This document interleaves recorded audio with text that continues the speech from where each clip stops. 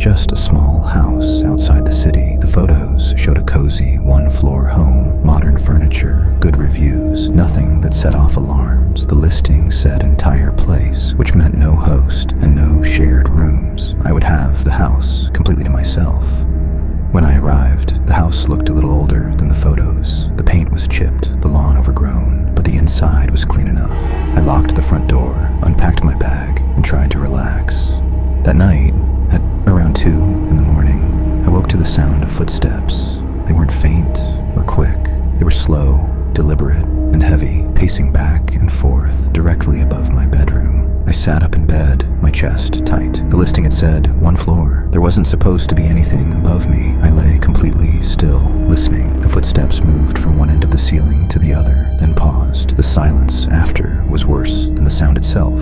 Like whoever it was standing still, listening for me. Eventually the noise stopped, and after what felt like forever, I forced myself back to sleep. The next morning, I noticed something odd. My suitcase, which I had zipped the night before, was half open. A few of my shirts were folded differently, and my toothbrush was sitting out on the sink.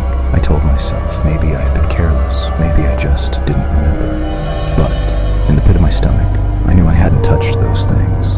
That night, I decided to test myself.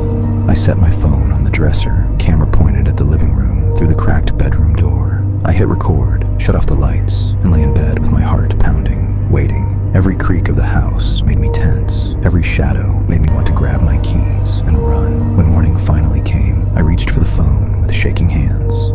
The video showed the empty living room. Hours passed on the timeline. Then, at 3 a.m., movement. A man stepped into frame. He walked slowly across the room, pausing in the doorway of my bedroom. And then he stopped. For almost a full minute, he stood there in the dark, perfectly still, watching me sleep. Then he turned, just as quietly, and disappeared back into the house. I replayed the video over and over, hoping I was wrong, but it was clear. There was someone in the house, and if the locks hadn't been broken, it meant he had a key. Later that afternoon, I called the host, pretending to complain about a leaking faucet. I wanted to hear his